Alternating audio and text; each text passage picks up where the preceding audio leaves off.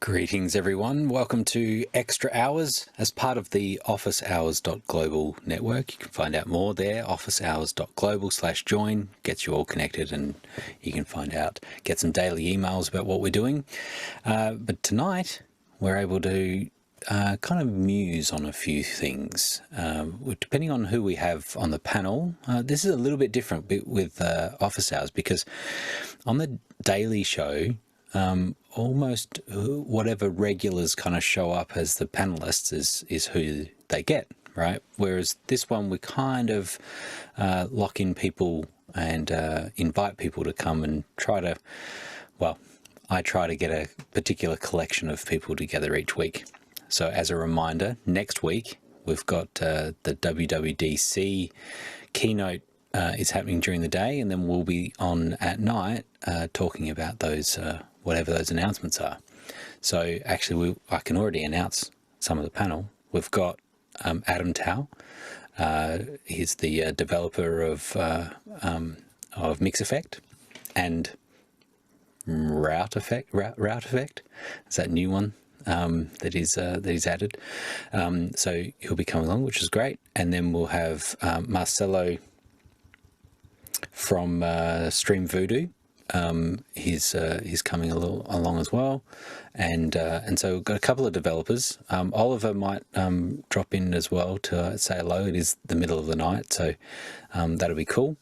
And then Alex and CJ is going to join us, and Guy and myself, and I'm sure we'll have a good chat about whatever Apple announces on that day, and whether all the versions of iOS are going away and it's all going to 26. That'll be an interesting one. I heard that rumor. We'll see where that goes. Anyway, to get us around the panel a little bit here, firstly up in Seattle, Washington, we have Mr. Bandwidth, Guy Cochran. Mr. Bandwidth, yeah, I guess I got lucky. I was just rolling the dice and moved into the neighborhood that happened to just have the fastest internet in rural America. So pretty stoked on it. But yeah, it's nice to have and to share with other people in the community. So there's a few machines here that don't belong to me. You've got plenty of sugar to give cups of sugar out to the community. You come knocking, and I'll give you a cup of bandwidth. Here you go. There you go. Yeah, very nice. Back much closer to me, just down the hill from where I am in Mount Barker, South Australia, where I am. But down the hill is Adelaide, the capital city of South Australia, and there we have Carl Asmussen. Hello, Carl. Good morning. I have a limited bandwidth compared to Guy, so yes. Mine is more mediocre, putting it best. Okay. Yes. Well, you might be master bandwidth, which is what we get. I'm not doing too bad because I have a gig down and 400 up, and you tend to manage with that. It's not so bad. In the San Francisco area, we have Alex Lindsay. Hello, Alex. I think we all have to introduce ourselves now. I have 1 gig down, 300 up. You know, like that's I know I'm slumming it. I felt like looking at a guy and going, more, please. So yeah, please more. Can I have more? More. And it's good to have you here, Alex. You bookending your day with Office Hours is always nice. Exactly, right. Exactly. And then hasn't been on since the rooftop experience in Vegas, where we were for NAB. Had that rooftop time, which was cool. Is Blue Melnick, who is in Mel's Inlet in South Carolina. Hello. Yeah. Good to be here. The resident person who generally has audio problems, so hopefully I don't bring too many to the show today. Well, what's been exciting is that you've been slowly building up this space again and coming up with excuses to buy little bits of gear, right? Yeah, trying to find a way to showcase the leopard floor in this particular room, as well as the bedroom, the bed covering that my wife recently purchased. So I thought this was a good room to set things up in for sure. And Blue, is that one. Mel's Inlet or Merle's? Merle's Merle's, Inlet. M-U-R. That was my Nobody accent. can nobody can spell it or say it. Murrells. We say Merle's Inlet because we don't want to say Myrtle Beach, but really it's 20 minutes south of Myrtle Beach. I see a time in the future where Blue and I will be in the same physical place. Because I'm going to be going to the beach very near there, I think. Excellent. We can very pick exciting. Charleston or Charleston or Merle's Inlet. Your choices are good food or fried fish. So take your pick and we'll have some fun. Very good. I've only been to Merle's Inlet once, and it was during a hurricane, and so that was quite the experience. Welcome as I watched the house get wonderful. flooded. We were like, Grant, please let us show you what 3 feet under a house looks like. Exactly. 3 feet of water under a house. Yeah, I didn't have any reference, right? So I wasn't like, I didn't really know if this was just any given Sunday, or if this was actually really a 1 in 10 year event or something. I don't know. I was telling Kevin, we were driving through the Tenderloin in San Francisco, which is usually a pretty exciting place to go, and we were just driving on our way out. We went by this little motel, and I remember that motel was the first motel in the Tenderloin that when I went to Seabolt in 1993. It was my first convention ever. Like, I'd never been to a convention before, and I flew out to San Francisco, and all I could afford was this little Motel 6 that was out in the Tenderloin. and I got there, and the very first night at 3:30 in the morning, the whole place started shaking. And I was like, oh my gosh, they have earthquakes here all the time. Like, it was my first night in California, and there was an earthquake. I was like, this is amazing.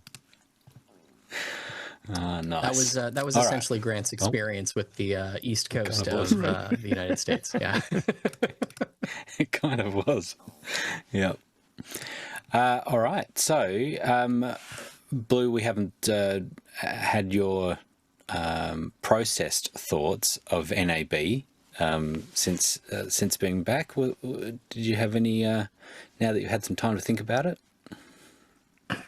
You know, I've spent a good amount of time doing a bunch of.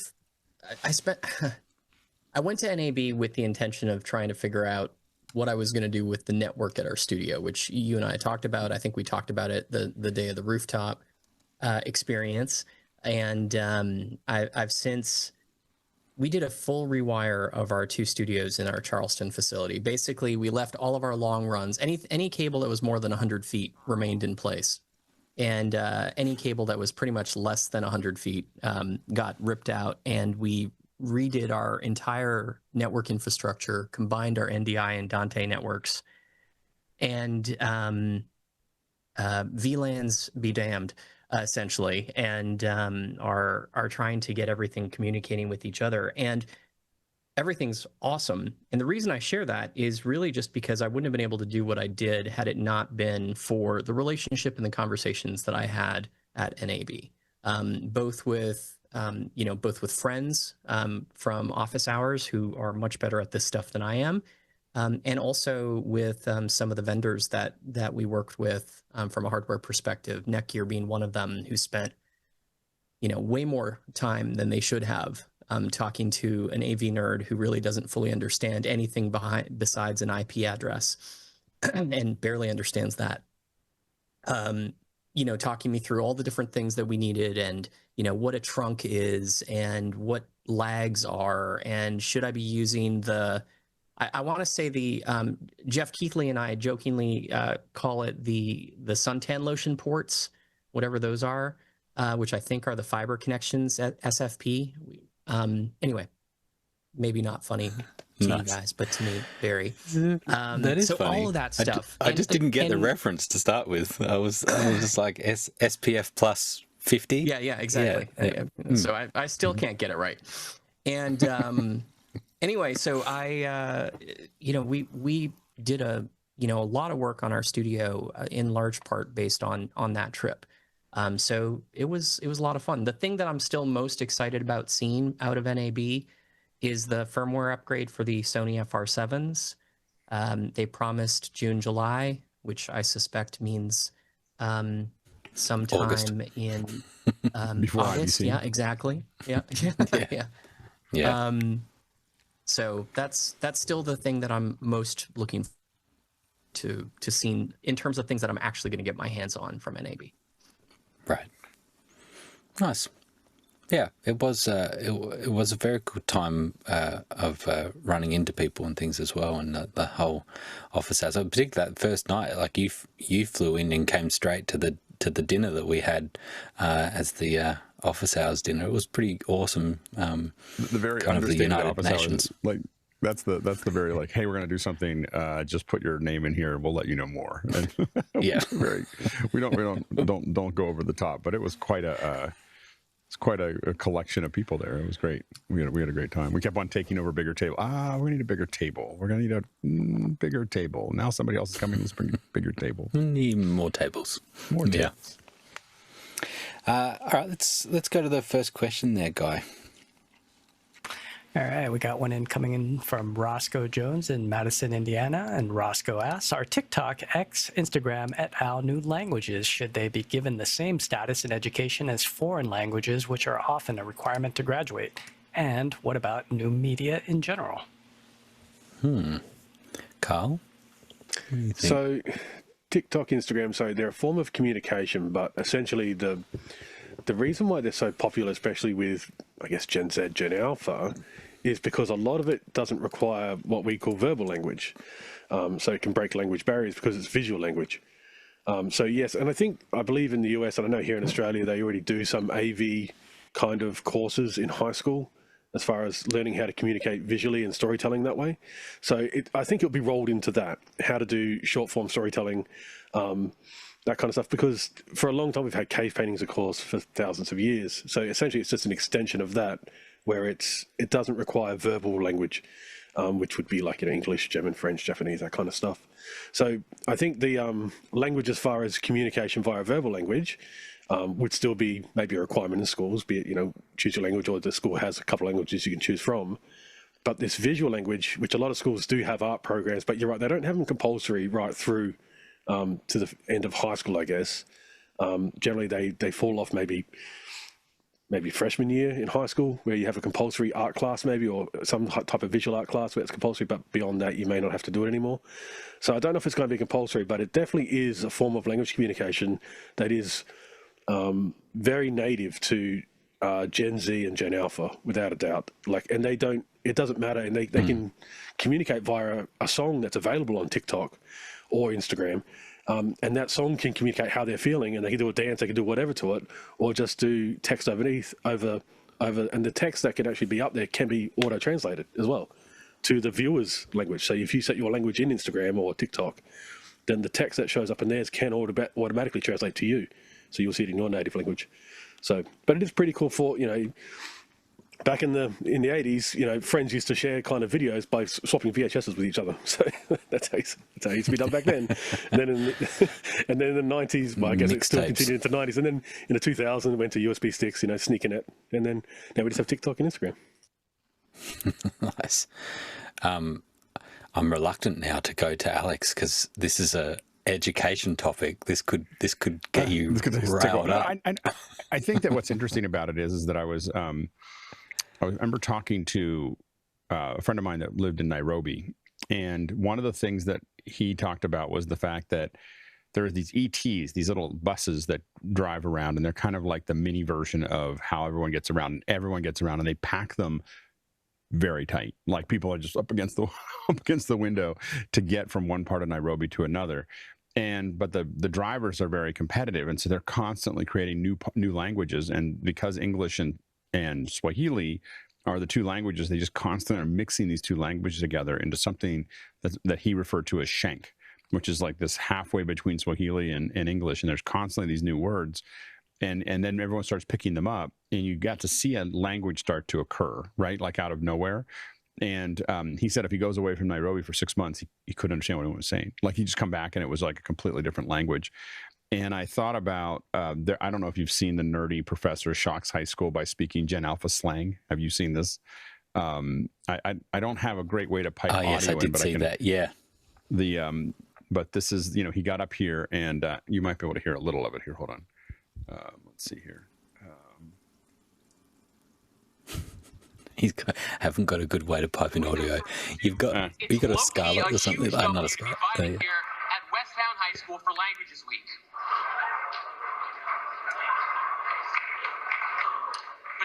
But chat, let's lock in. It is a bit hard to hear, Alex. And what's yeah, and you have to, and so, but the point is that what he was. Let me stop this here. And by itself, it's already pretty. It's a little bit echoey. So, but the point is that he went into this whole thing about how the language is changing really fast, and part of it is because of all the social media. Is that you're watching all of this stuff, and between, it's a mixture of the texting culture as well as as TikTok and Snap and Instagram. And all of those things are generated a new language very, very quickly. So I do think, I don't know if the kids need you to give them I don't know if the kids need a class on it. I think the adults need a class on it. The kids, don't seem to have any problem with it. It's what they're in. But I do think that it wouldn't hurt to have, in the media classes. Right now, they're still doing kind of more traditional video production and how to use Photoshop and everything else. And it does feel like students need to learn a lot more about how to make videos with their phone, or how to make video, how to make things there. I mean, that would probably kick off a bunch of new, because I think that would help them a lot. And in general, you see the old guard hanging on to papers, writing papers for as long as they can. And I'm not saying that people shouldn't. I think the only thing people should need to learn, I mean, not the only thing, but literally the only thing that really matters is learning how to read. Like, being able to read well when you leave high school will fix almost all the other problems. And when people have trouble with all the other things, it's because they can't read, or they can't read at grade level. And only 30% of students in the United States can read at grade level. So it's really problematic. But when you look at, I think some geography is helpful too, right? Like understanding the world that we're in, knowing a little bit about, countries that are out there and the cultural differences. That sort of stuff is helpful general knowledge to have that that AI is not necessarily going to tell you, or that you can't Google quickly. Having that general knowledge is good. Yeah, and I think that I think studying those are good. I don't remember much from my German class, I will admit, other than how to say something completely. I know how to say. I have like this thing that if I say it, and all of our German friends would be upset. So not like it's bad, but it was like what we did a newscast, and of course we had fun with it. So that's all I can really remember from German classes, that how to say thank you, and so I don't know. I look back, I guess,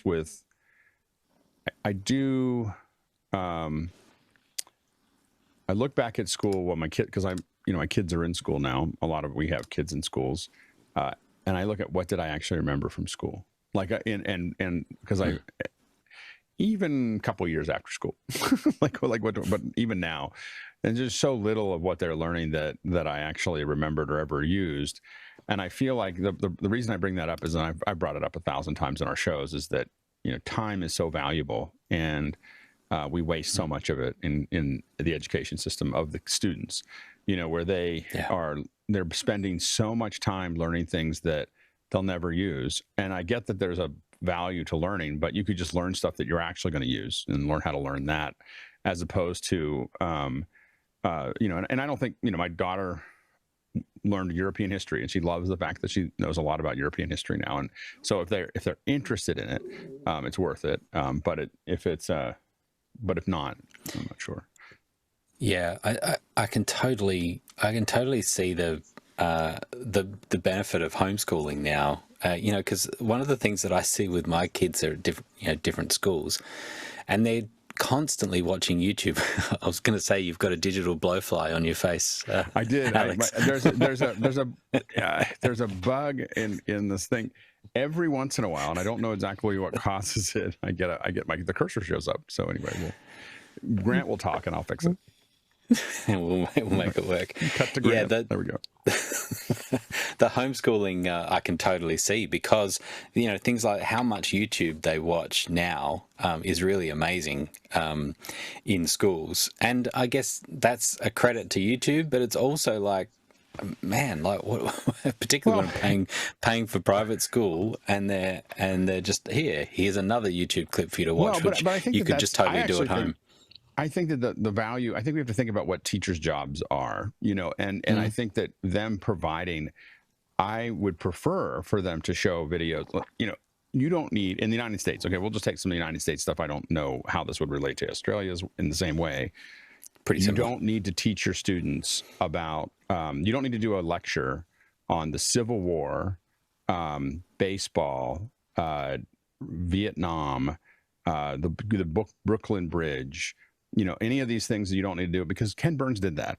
And he did it so well that you never, like, no teacher should ever try to do that again. Like, that's done. Just show the students the videos and they will learn more in a smaller amount of time than anything you can do in person. And so the thing is that, make that the homework, let them watch it. You don't even have to use the classroom time for it.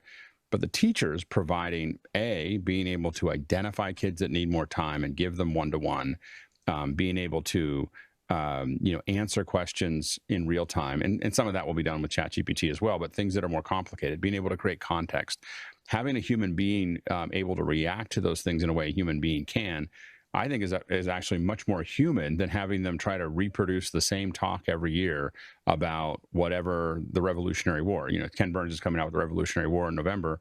You won't need to teach that one either. Just let the videos do the thing. I watched this thing last night about Celtic, the history of Ireland. Is this your content pick? Are you sneaking in another content? No, I'm not. No, I'm not doing it. But it was someone sat down and built a 20-minute thing that gave you the whole history from 4000 BC up until about the early 18th century, and just talked about all the different tribes, and then the Vikings came in, and then the English came in, and then this guy did this, and all of the stuff, and it was fascinating.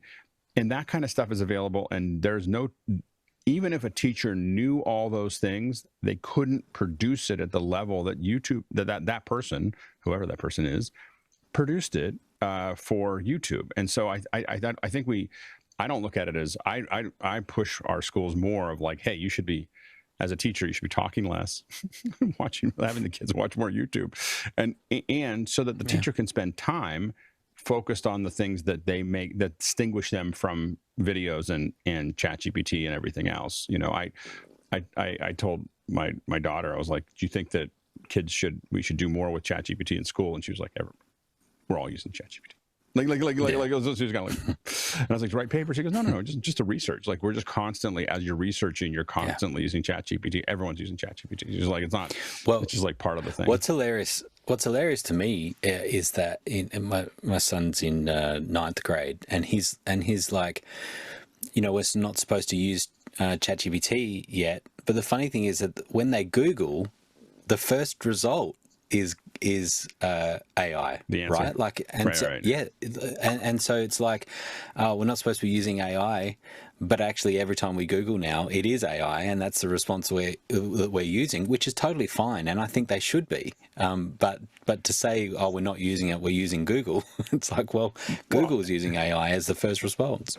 And I think that the thing is that a one-to-one interaction with AI and probably with some guardrails and everything else, the education is going to, I mean, I've talked about this before, but an education consultant I talked to about it, I think a year or two ago, was talking about how the education system is going to change more in the next 10 years than it changed in the last 2,000 years. Like, it's just that and what they were talking about was the idea that, a 6-year-old can say, this is what I want, can tell it, like, this is what I want you to either, I want to learn about horses, or I want you to make a story about a rabbit that gets caught in the garden, or a rabbit that gets caught on a mountain, and it just writes a story that is at the Lexile level that the student can read, creates images for it, everything. It's like a book. And when it finishes it, it builds a test based on what it just created out of the ether for that student, and it's reacting to the student as in real time at whatever speed the student can go at. And so then you have teachers that are then in classroom exercises paying attention to where the students are, but they, in many ways, they know what they've done in those areas. And the one-to-one training that AI is going to provide for students until it takes over and kills us all. You know what I mean? Like we might as well, I figure if it's all going to end in 4 or 5 years, according to all the doomsayers, I was like, we might as well enjoy it. I mean, if the plane's going down, you just put your hands up and go, woohoo, because what are you going to do? So anyway, but if you look at that customized experience, and then you have teachers that are able to do things that are interesting. To me, I hate doing the same thing over and over again. What I want to do is answer new questions. That's why we have office hours. Let's answer some questions. I was going to say, I hate doing things over and over again. Like, I hate getting up in the morning, doing a show every single morning. But it's different. It's different every day. Every day we get, we're at 60,000 questions, or approaching 60,000 questions or whatever. And to me, there's almost been no repeats in my head. Like, I know some people say, oh, that was the same question as we had last week. And I'm like, I don't, it was different. There was a different panel. There was a different question. It was slightly different worded. It was a different context. And we answered it differently, even if it was the same. And we change, right? And I think that's where I want to go now, because of something you said. I think it was on Sunday, Alex. You said about hybrid events. Right, and whenever Blue's here, it's nice talking about events. We get that discussion going, and I think maybe I heard you wrong, but it sounded like you were easing back a little again to hybrid events and thinking about it. We're trying to where figure are you sitting with that? We're still trying to figure it out. What we. We know that people want to do it, and we want it to be effective. The hard part is that you just really have to figure what we were talking about.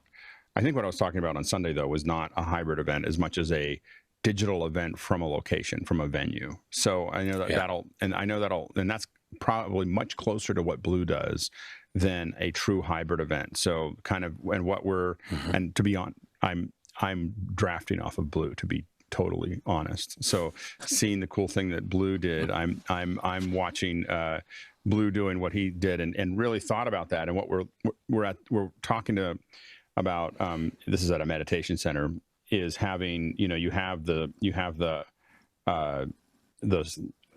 use Zoom tiles and you throw everybody up on these screens, and then you have a camera, but you're still in the venue that a meditation center with all the pomp and circumstance that comes with a really nice background, and you really feel like you're there, and you feel like there's a warmth to it. The teacher's comfortable with that, but then you have a camera, and then you have your teacher, but they get to see everybody, and you have a special monitor so that they get to see the person that they're talking to specifically, and they get to have all of the stuff that they need there.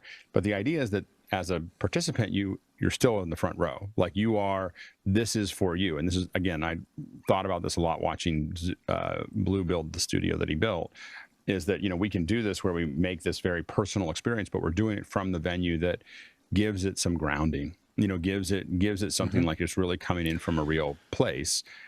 So you've got people in the room? No, not in this one. No, yeah, okay.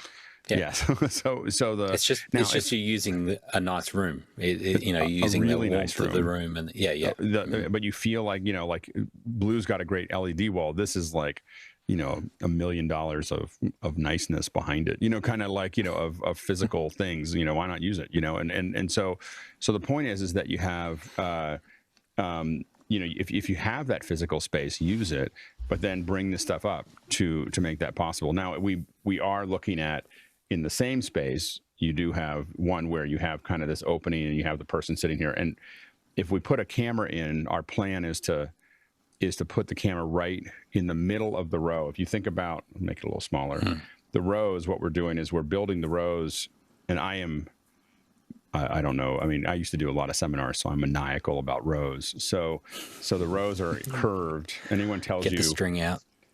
oh my gosh, I love the string. Like I just love string. So I love perfectly curved rows, not because it's easy, but because it's hard.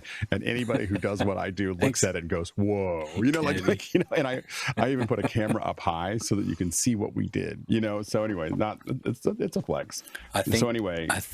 I think Alex just related laying out chairs with the moon landing was essentially what you just said. Yeah, I just love. We don't do it. We don't do it because it's easy. We don't do it. We don't. I just love my favorite thing though is that we don't do this thing and the other thing because it's easy. We do it because we thought it'd be easy. So anyway, but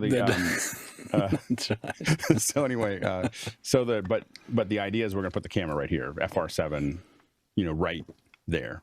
Like if we're gonna do this and have it there, it's not gonna be in the back of the room. It's not gonna be a long lens. It's going to be, but we're going to build the seating so that it's invisible to the people who are in the room, or not invisible, but relatively invisible, but it makes you feel like you're in the front row. So the argument for that is that that's not hybrid. That's just a TV studio, right? They're a TV audience because that's in the same way, late night TV has a camera between the audience and the talent.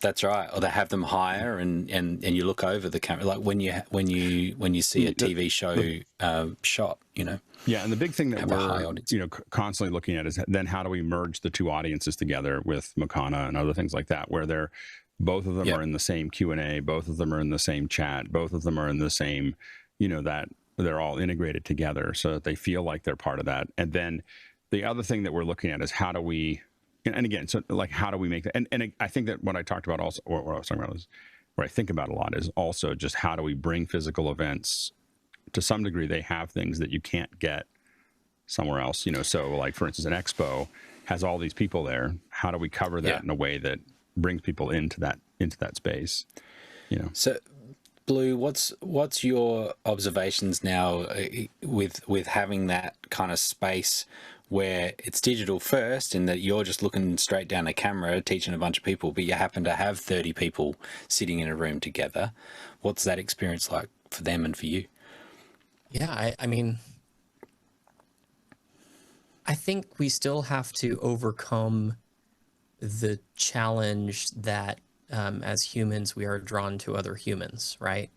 And I think it works for a studio show like, Ellen, or I guess that's not on TV anymore, but like Oprah, or which is also not on TV anymore, but whatever. Those shows that are... How old are you? The Ed Sullivan Show. But whatever. Yeah, keep going back, right? Remember Johnny Carson? Anyway, so the thing that those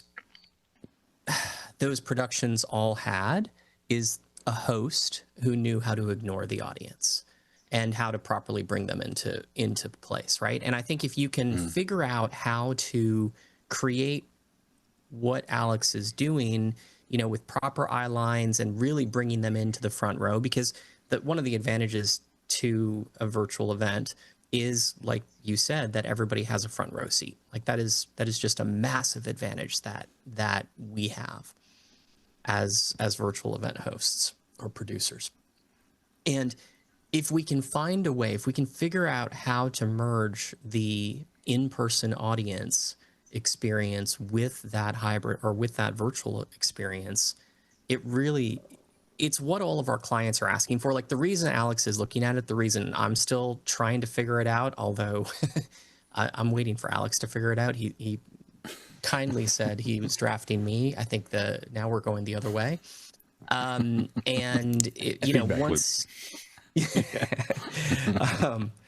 is that an audio reference? Anyway, once we figure out, once somebody figures out how to do this, I think it really is going to be a massive game changer to figure out how, because all of our clients want to do in-person events. They want that in-person experience. Some of them crave it. Some of them feel like they need it. The problem though that I still see that I'm not sure how to solve for outside of just practice is how to get those event hosts to pay attention to the at-home audience, because you're still going to have generally speaking, most people are still going to have a much bigger reach at home. And and one of the things that when we were, I've probably talked about this a little bit before. I'm always conscious when I'm with Grant of what stories I've already told. So anyway, but we were doing one with Virgin Disruptors with Richard Branson, and he had this technique of wanting to be in a round, and I was like, that's crazy. Like, we can't do that. Like, there's a reason people are all on one side and our cameras are on the other, and they were not hearing it. And so we figured it out, and we started evolving. And the first one we did was pretty rough. We had 8 hours to set up, like starting at midnight to do a morning show, like when we got access and everything else. And so it wasn't the perfect thing, but it started to let us start to go. If you look at the virtual Final Cut user group, virtual Final Cut user groups that are still on the Pixel Core YouTube page, you'll see us evolving that idea, which is that putting people in the center and having them all just talk to each other. And then shooting, if you have 5 people, you can shoot the gaps, right? So you can get these, so that now you feels like you're just sitting at the table, with them. You have the perfect view of them every single time. Any odd number works. Even numbers can work. They're just not as pretty as 5. Odd. We would always try to get odd numbers because it was just a very pretty look. But then what we started to do is take that and apply it to chairs, where we would curve these chairs and in a couple cases put them on risers like this, and so they'd go in curves around. Alex is talking about chairs again. He's talking about chairs again, everyone. All in the chairs, curved chairs. Back to the chairs. But this was on risers in this case. But what happened is that you tuck the cameras into these openings, and then you put screens above these so that no one has to look around and everyone's conscious to what's there. But the idea is that we're using basically the audience as the set. And with large sensors, they just fall off into, a soft background kind of thing, which is great. But they're moving, and you feel like you're right in them. And you have 220 people that are less than 30 feet from the stage, right? So you have, and so it really creates this kind of the Senate kind of feel to it that's super intimate and super connected. And you really, and the thing is that you don't want to do that for everything. But in my opinion, after going to TED, plenaries are all I'm interested in. Like one room that has as many people as you're going to sell tickets to, and then in one track of all the most important things, and all the other little tracks are all online. So the idea is you do all these online tracks where there's no overlap, instead of having 9 tracks which is just devastating as a speaker. Like, it's not just as a user. As a user, you have FOMO, and as a speaker, you have something that you worked on for days or weeks or months, and you get there, and the cool new thing is one room over, and it fills the place, and you're doing your presentation for 6 people, right? And so the thing is that all of that goes away if you take those 9 tracks and just blow them out to 3 months. Do one every night or do one every whatever, and people can pick the ones that they want. But the ones that you think everyone's going to want the most, you put in the main room, and I think that's still the thing that I'm kind of leaning in. So it's a mixture. That's something that I've thought about too. And the thing is, when you premiere that particular track, that premiere time, that first time it's shown, like premiere on YouTube, let's say, you can actually have the person there answering questions, like a Q&A straight after it live. No, I would have it be live. Like those sessions are live. Do it live. They're live, 2 or 3 people talking, or one person presenting and taking live. Because the other thing that we've learned, and we've talked about this before, is that this idea of I'm going to do 45 minutes of talking and 15 minutes of Q&A is completely inverted. Like, it should be 15 minutes of talking or 20 minutes of talking and 40 minutes of Q&A. That's how you have some people feel like they walked away with what they came for. So one of the things I'm interested in is how it scales, because that was a key thing with virtual, is that this could scale beyond what you might fit into a ballroom, and the global reach of it, which is what we've all talked about. So never with what we're talking about is there a one size fits all, and every event should be like this. But I am interested in there's this overlap. Alex, you're doing some messing around with some concerts and things that are kind of like what we're talking about, where it's people don't have to go very far from their home. They're just going to their local theatre. They're getting a communal experience, but they are actually just watching a screen. Yeah, it's funny. I've never actually watched a whole concert at home by myself the whole way through, and that's because it doesn't have the same feel. So why would you put it on a screen? Well, it turns out if you put 200 or 300 people in the same theater and let them sing and do all the things that they want to do at a concert, but you give them that reason to do that, then I think that's actually a better use of the theaters than the films, because in films, I don't want anybody else in the theater. I go on Monday. I go Monday, Tuesday, or Wednesday matinees. The first matinee is usually when I go to see a film, because then I have the whole theater to myself. Like I go there Because with a couple friends. old. What? Because you're old. Do you take butterscotch with you? You would fall asleep. But it's You would fall asleep if you went at night. No, right? it's just I don't have to listen to people. I don't have to listen to people eat popcorn, and I don't have to listen to the kids talk. Fair enough. I will admit I'm old. I don't like any other sounds. Like if I'm there, if I'm paying $25 a ticket, I want it to be like, Agreed. and so I'm not interested in. And so as a moviegoer, I have a really good screen at home, and I can watch a lot of movies there. So I'm not that interested in seeing movies in a theater. As a concert, I can't watch concerts at home because I get bored. It's just not enough. There's not enough there, right? And so I'm excited about, and I want to go to a concert where everyone's moving around and singing. And I saw there's an experience I told you about before, in that I saw Interstellar just recently, 6 months ago in IMAX, in a sold out IMAX theater for a 10-year-old movie. Which is incredible. And of course, the experience with 300 people watching a movie was different, right? It was. You're hearing all these responses that are happening, and the gasps and the tears almost that you're hearing. Some, that as it kind of throughout the whole experience was different. I wondered, Blue, if there is something, you specialize in enrollment-based events, coaching, type of programs people are signing up to. Is there a world where these events are being ran in cinemas, as an example? People are getting this communal experience that's tying it all together. What are the challenges of that? Is the actual sign-up process a difficult process, or, having team to be on site, those sorts of things? Yeah, it's interesting. Somebody's going to have to take the lead and give that a try. And when you're talking about the types of events that we do, which are education in nature, but then, culminate with a call to action to invite people to join a year-long something or other, there's a lot of revenue at stake. And that's a big change from a delivery perspective. So, with that being said, we have a client who is coming to Charleston in July, and a big part of their market is having local leaders. And I say that so you may think it's MLM, but it's actually not. But local leaders bring folks into not quite theaters, but more viewing areas. So like a conference room that is going to have 15 people in it, or a small classroom that is set up that will have, more than that in it. So it's an interesting test for us. It's less of an enrollment event and more of just a large scale virtual conference that they're trying to figure out how to do. And, and they called us. So it'll be interesting. I'm curious to see, because there is an enrollment component. I'm curious to see what the enrollment looks like from those small rooms.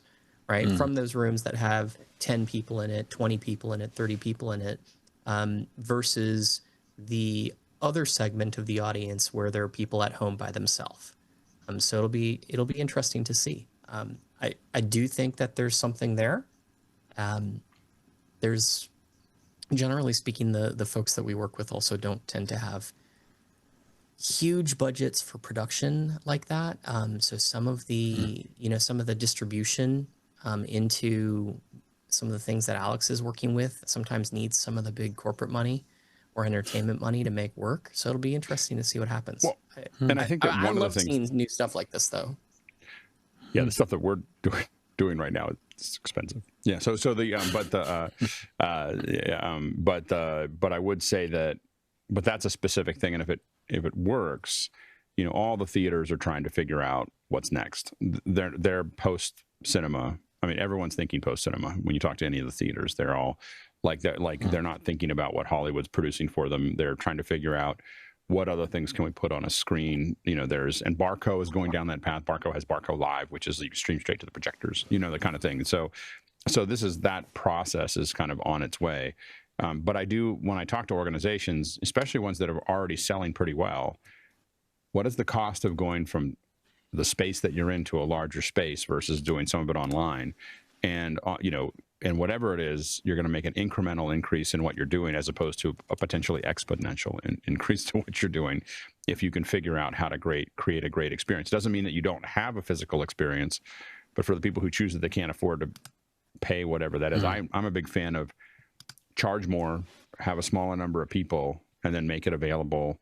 You know, and we haven't found that streaming concerts, record, you know, any events ever reduces the number of people who want to go to the event physically. Because you know, that's something that you've spoken about it before, Alex, was you could have, it cancels out the flights and hotels, and you could have maybe 10 regional areas that are involved in this live event. But I think the regional areas need to have a networking right next door to the theatre. So they have their theatre, but right next door to the theatre, they need the networking experience too for all these 10 regional ones, as including. And you've spoken about it before. I think that is actually maybe the future of how to do this. I think you know, we've done small versions of those with a variety of partners, and it works so well. Like, because then you have all the people that they wanted to talk to in New York. There's 300 people watching. In Lagos, Nigeria, there's 200 people in a media room. In Kenya, and what the event does is give people a reason to not go to work today and go to this thing and meet a bunch of other people that do what they do. Even if they're not going to go to the United States, they're going to, or go to San Francisco, they're going to get to meet other people, you know, meet their tribe, right? You know, it's really finding their tribe locally in a way that they wouldn't find otherwise.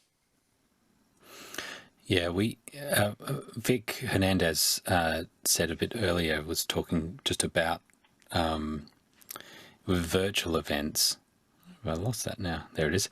How do you create the communal atmosphere when it's only virtual? And the interesting thing with this is that I often think of this like that the virtual experience can be like a 3-string guitar. Is it music?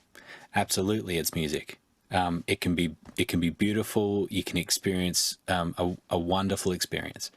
But I would say that when you're in person with people, that it's a 6-string guitar. Right? There's just more to it. There's more elements to it. Now, what I would say with virtual and how do you create a communal atmosphere, I've been lucky enough to be involved in some virtual events that have blown people's minds about that have experienced it by themselves, sitting in their house by themselves, and have felt really close, really, really connected with the people that they've connected with from around the world because of things like breakout rooms and common experiences and not just being lectured to, but actually led through experiences that they've now had common experience, and that's what brings common unity is common experience. And so that can totally happen in virtual. Well, so it's the combination of all these things. And I think if you look at what we did with office hours, one of the things we have to remember is we think about events and we're trying to figure out how to reproduce. I think sometimes when we think about breakout rooms and we think about a 3-day event, virtual and everything else, it's a little bit of the old leaking into the new, in the sense that we built these events and we all came together for 3 days because you know, we had to rent out a space. And people can't keep on coming to the location. They can't fly in every week to do something. And once we're there, well, we have to do all of it at one time. And let's get a bunch of people so they can see stuff. And the question is there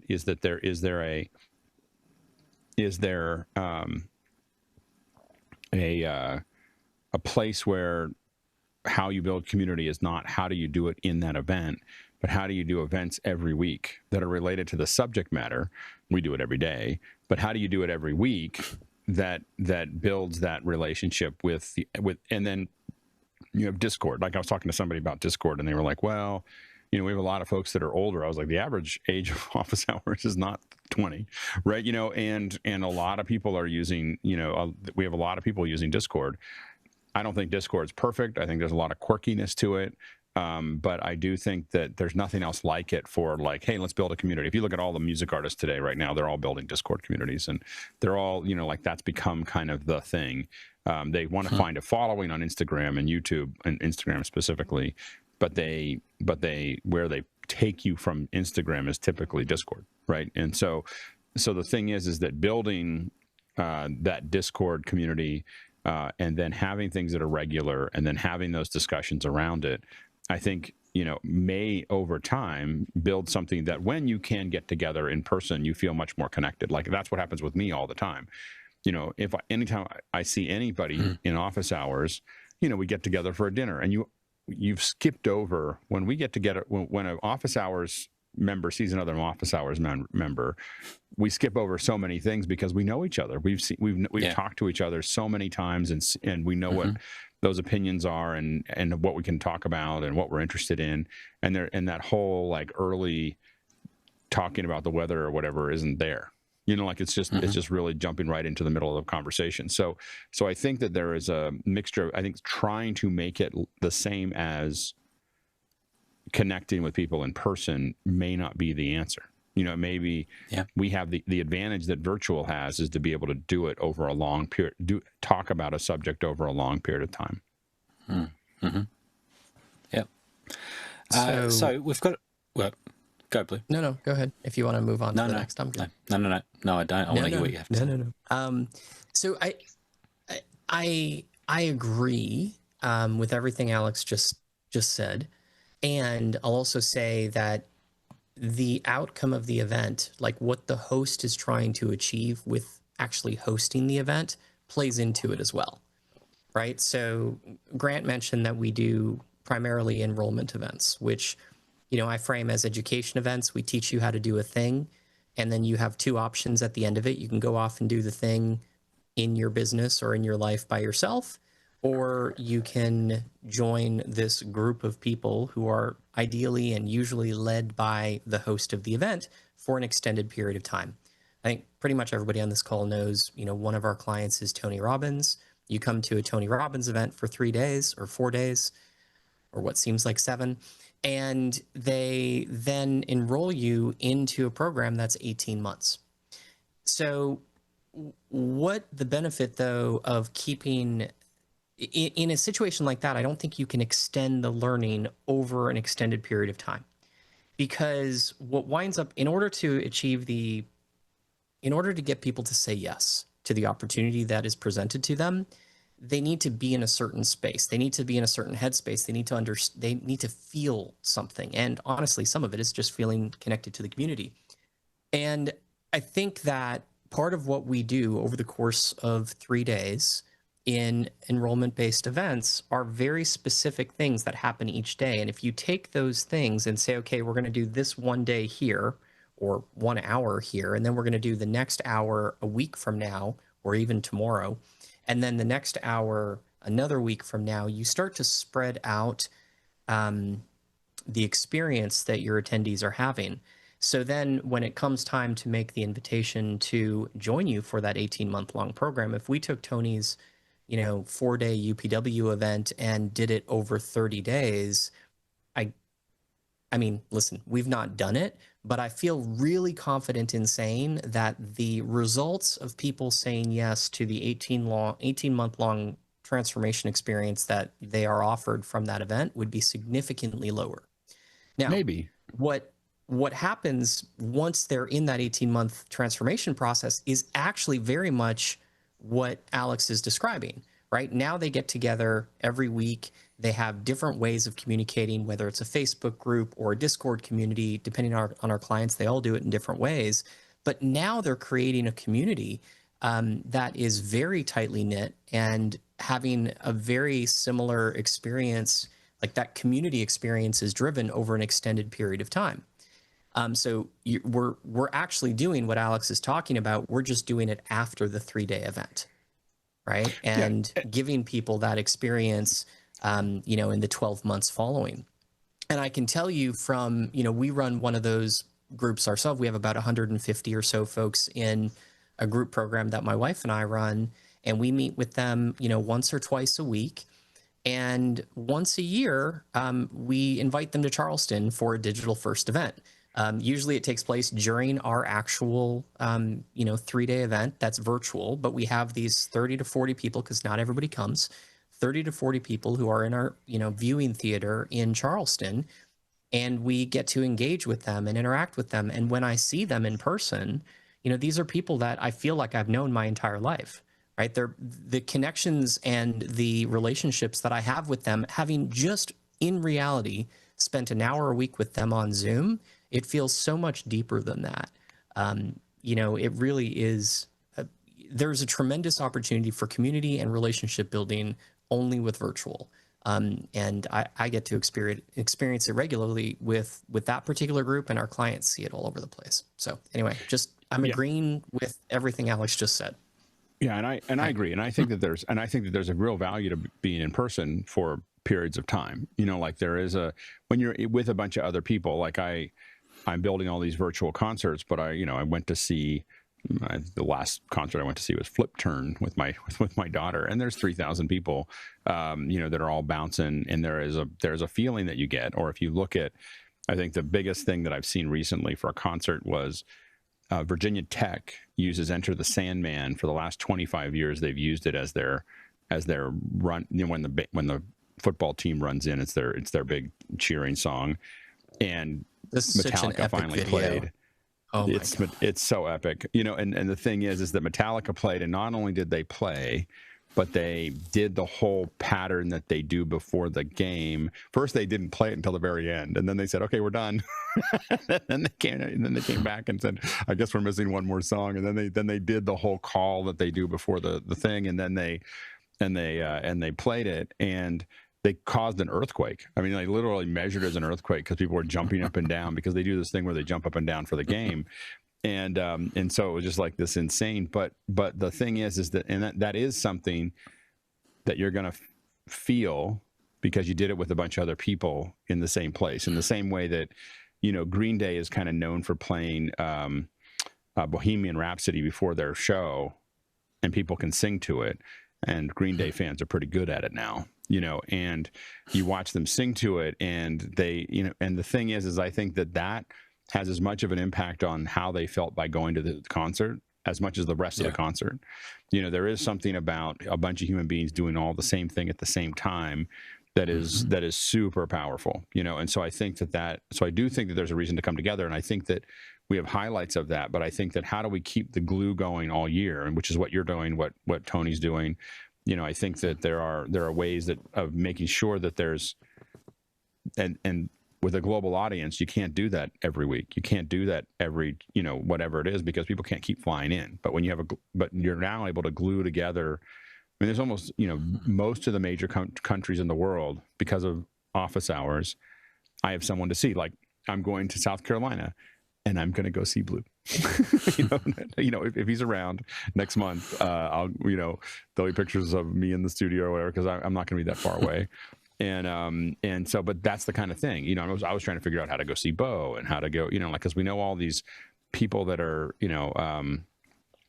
that are there, that's the kind of thing that I think is, and, Vienna's coming to, oh, nice. to San Francisco. So we're going to try to have a get together here, and those are the kind of things, but we get excited because there's a member that's, not usually here. Let's get a bunch of people together and meet with them. And I think that figuring out how to do that in communities all over, I think is really interesting.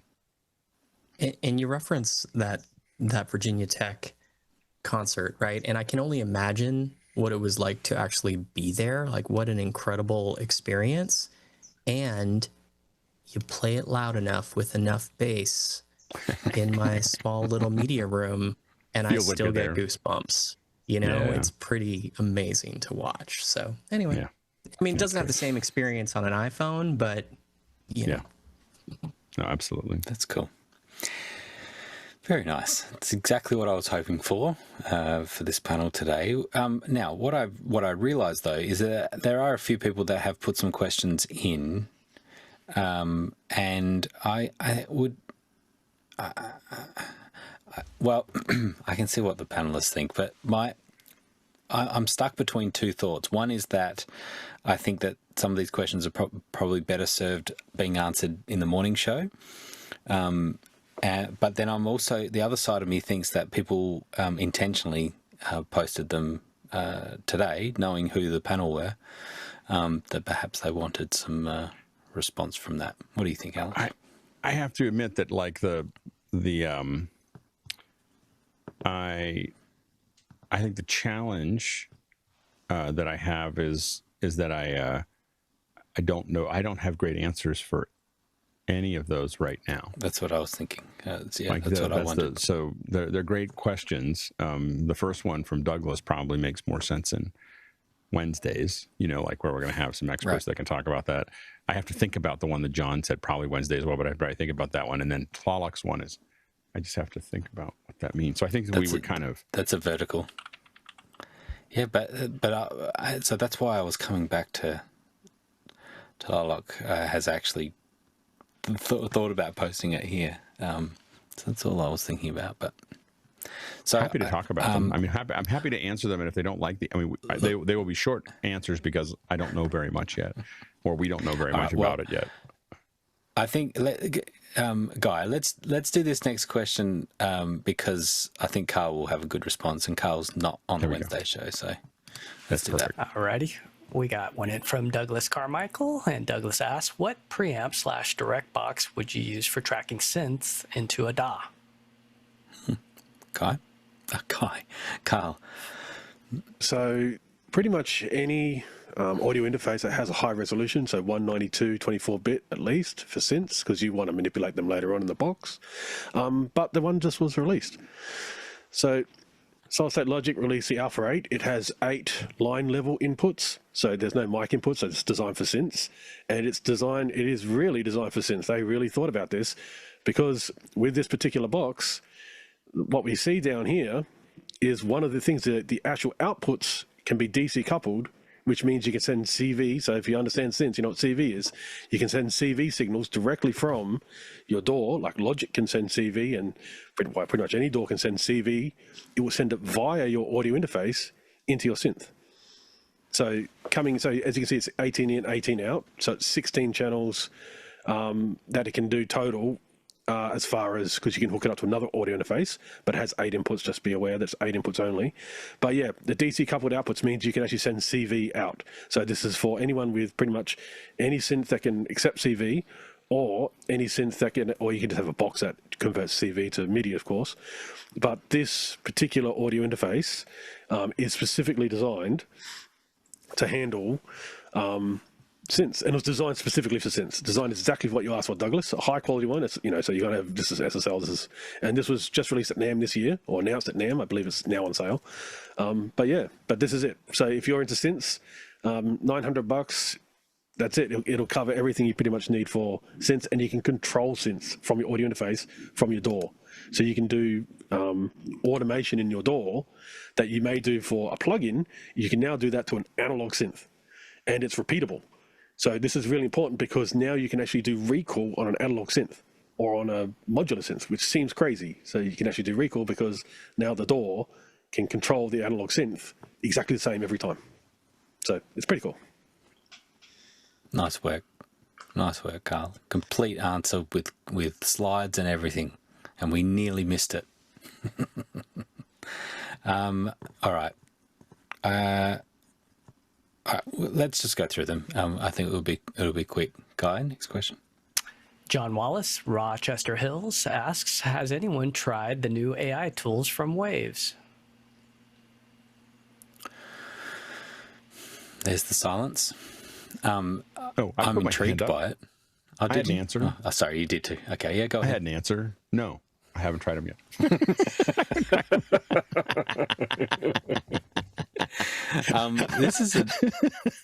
It's one of those times we need. I've asked John to come on, but it is late on the East Coast, as Blue well knows. So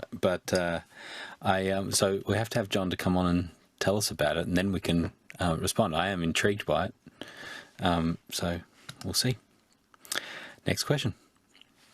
Tall Lopez Watermelon in Mexico, USA asks, has anyone used Onshape? I am working on customizing a Source 4 ellipsoidal with a sour forward retrofit kit into a magic lantern for a show. I would like to make some 3D printed parts, and Onshape seems like a good CAD solution.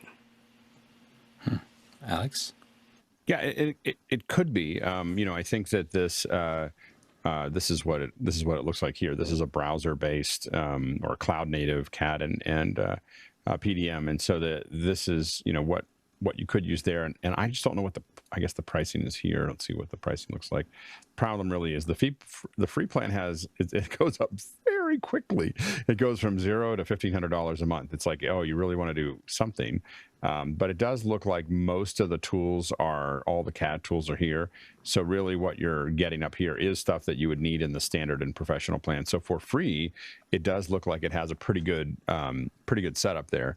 The question is, do you need a CAD program or do you need a NURBS program? Like when you're building stuff, when I'm building the things that I want to print out, what I kind of start thinking about are NURBS like Rhino. Rhino is a great tool that's going to let you, build the surfaces at a pretty high level of precision in a way that you can print them out. So I would think about what that looks like if you're learning something from scratch. I will say that I'm in the process right now of just learning Blender because I just don't use 3D apps the way I used to. I used to do a lot of broadcast graphics. Obviously, I did visual effects. And I just was like, I just need something that I can not only build stuff in, but eventually we can learn as a group. And I start, it's funny now I'm thinking, when we think about office hours, I think about office hours as a group activity. And if I start, I decided I needed to learn something new. And if I'm going to learn something new, I might as well learn something that everybody can use. But now you have me looking at this, but I think that Blender is probably the one that I'm going to, and it's come a long way since I poo-pooed it before. Like I was like, I don't know, Blender. But it's actually got, the tools are looking pretty good right now. And for what I need them for, which is mostly 3D printing, I think it's going to work pretty well. My son prints everything for me right now, and he's using Blender. That's what's gotten cut. I don't know if I have any of his samples here. I hand him things and go, I need something to hold this, or I need this little piece here. And then, then I just, so this is the best way to use a CAD program, is to have a big brain son that you just hand things to him and give him a mission.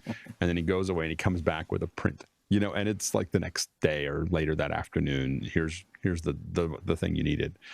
We met with some guys in San Rafael that have two, he's a machinist and he's got 2 8-axis systems that are there, and we're going to do a tour of that for our office hour sometime soon, where then you send the file over and he can print it in metal.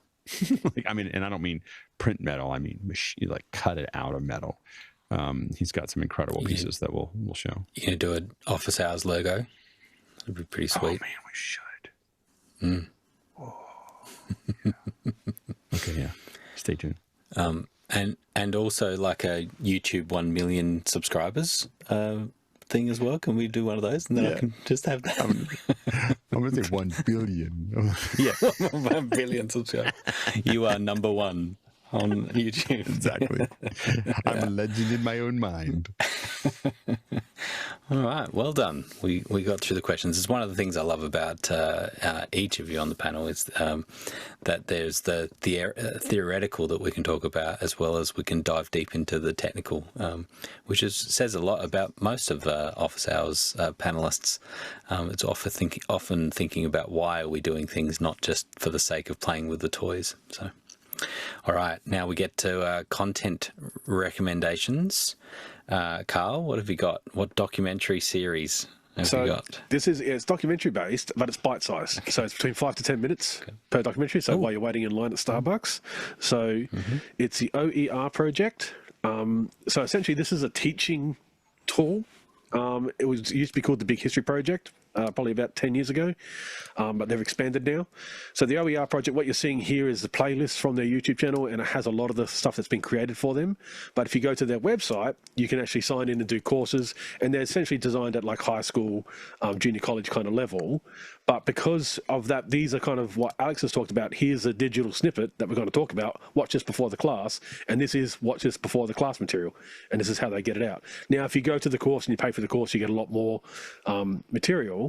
But this is really just good bite-sized documentary stuff. Now, and it ranges everything. So because it's part of the Big History Project, which I believe is one of the playlists here, that starts with the Big Bang through to now, hence Big History. And this playlist does have, and they have paid for. This particular organization has paid for Crash Course to do a whole series for them. So Crash Course has done a series just for them, and the Crash Course have it for themselves, of course. But yeah, so this is really good, but a lot of it is bite-sized, so 5 to 10 minutes, and many different subjects, but it's mainly history-based. But yeah. Very good. Guy, what have you got? Yeah, so last week I was kind of afraid of the homework, which would have been Peter Rosato had asked a question that got bounced around last week, which was the Apple in China book, which is actually very, very, very, very good. So this is well worth listening to or reading if you're a reader. It goes pretty in depth. It's about 12 hours to listen to it. I'm on to the last 2 hours. Some of the things, if you're an Apple history buff, you wouldn't have known this. He did interview over 200 executives and former employees. So there's little things that if you've read the Walter Isaacson book on Steve Jobs, some of that stuff is in there, but there's a lot that just isn't as far as like manufacturing, creating the iMac when that translucent plastic, how difficult that was, and how many engineers just couldn't hack it and just either voluntarily walked away or were told to not come back tomorrow. So it was a tough place to be in those early days. I mean, the engineers, Johnny Ive was really pushing the envelope with his designs, and the design team was really trying to come up with things that were new, and they did. The iPod, the iPad, and all that history leads into how was it going to be manufactured in China, and how we just unintentionally gave them kind of the keys to the kingdom, because we gave them engineers from Cupertino that were put on site in the Chinese factories to teach them the quality that we would build with here in the US. And that's what made them the animal that they are, superpower now, because of the way that the government funded these factories and the villagers to come out from the suburbs essentially to be workers temporarily. As a new iPhone got released, they would come in, create hundreds of thousands of units, and then go back to their village once they made a boatload of money. And then there's just all kinds of interesting stories about how people were. Well, you just have to read the book. I don't want to go too deep into it, but it's well worth the listen. I mean, it was whatever, $12 on Audible. Really, really, really good. Good one. I've got a road trip coming up, and that'll be nice to listen to as I do. Alex, what have you got? So I thought this one would be kind of fun for people to see. This is, so we all know this shot here. This is the considered the greatest shot in television. Oh yeah. And then and that was actually timed so that it worked good. correctly. So I thought that I would show that's a great shot. But what was really fun is this Sunday on CBS Sunday Mornings, David Pogue. Starship could return to Earth in one piece. As Musk left our interview to watch the launch, he said something that could summarize all of his enterprises. I can't guarantee success, but I can guarantee excitement. So,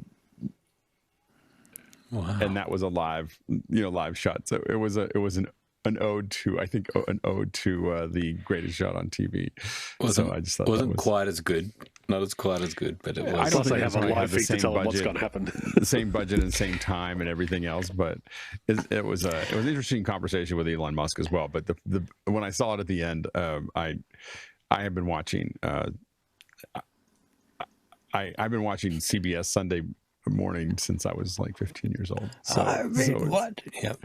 I know, but it's like it's getting to be like 40 years. So it's but it's so much better now because there's like I can skip through all the stories I don't want to see. Right. So that's. I wouldn't have liked to be the camera guy on the on that Connections. You know, like because he had to rack focus or like pull focus on that. Oh yeah, it was like now. You've got no. Yeah, sorry. And back then, I wasn't recording. Sorry. Yeah, battery. That was rolling film. We ran out of film. Exactly. Yeah. Yes, that wasn't the case. All right, Blue, content recommendation. Wow, content recommendations. It's hard to follow 3 good recommendations like that. So I'm assuming we can do fiction here, so I'm just going to do it. Yes. Alex mentioning having a big-brained son made me just think for a moment about Pulp Fiction and how much I enjoyed that movie. So for those of you who haven't watched it, I think a fantastic watch. Just keep in mind that it is definitely R-rated. So, do with that what you will. Other Not stuff safe for office hours. Yeah, it just, the moment he said big brained, and it didn't matter what happened after that, my mind immediately went to that scene. So I'll just leave it at that. Definitely worth the watch. And I think it was I was partly reminded of that because I saw a clip with Quentin Tarantino. I don't remember who was interviewing him, but he was talking about like a dinner he had with Spielberg before he was nominated for an Oscar for that movie, and he basically said, "Yeah, you're going to win that," and like gave him the exact breakdown as to how. It was a really interesting interview. Something which is, I'm not giving you anything of value here because now you're just going to look for a Quentin Tarantino interview, and maybe if you include Spielberg dinner, you may find it, but. There it is. Nice one. Thanks for being here. Nice one. I would say that Rogan just interviewed Bono, and that's a great episode. I don't think anyone else is quite doing a 3-hour interview, like that. It's just really interesting, and to hear. I don't know, lots of stuff. Just listen to it. It's really good. It's worth it. So that's my recommendation this time. I was actually my secondary one was whenever you get the chance where you can recommend to someone a series that has just completed. That's the ultimate, right? Like the series is complete, not the season. The whole series is done, so you can binge the whole thing. That's why I suggested Andor last time. My Star Wars suggestion was Andor because of that reason. That's right. It's finished. You can now go and watch the whole thing rather than, being waiting for it to come out each week. And the Handmaid's Tale, I think it's really worth it because it's not too far into the future. I keep on wanting to do that with Murderbot, but I can't to watch the Murderbot. So as in because it's not finished yet, or it's not finished yet, and it's short. It's like 22 minutes an episode, but there is something about it that I kind of like. It's like really quick, but it's once a week, and it's good. I remember how we used to watch TV. I remember Mad Men took a 1-year hiatus. So I'm watching Mad Men, and then it's like, oh, they're taking a year off. I was like, oh no. Yeah, So it's 2 years before the next episode. Yeah. There you go. All right. Well, thank you each, the panelists. It's a good little chat. Thank you, Blue, for staying up late, and then thank you to who do we have in the back end? Alan and Peter and Taylor, of course, overseeing it. Robert, I think that's everyone. Thank you for making all the back end work.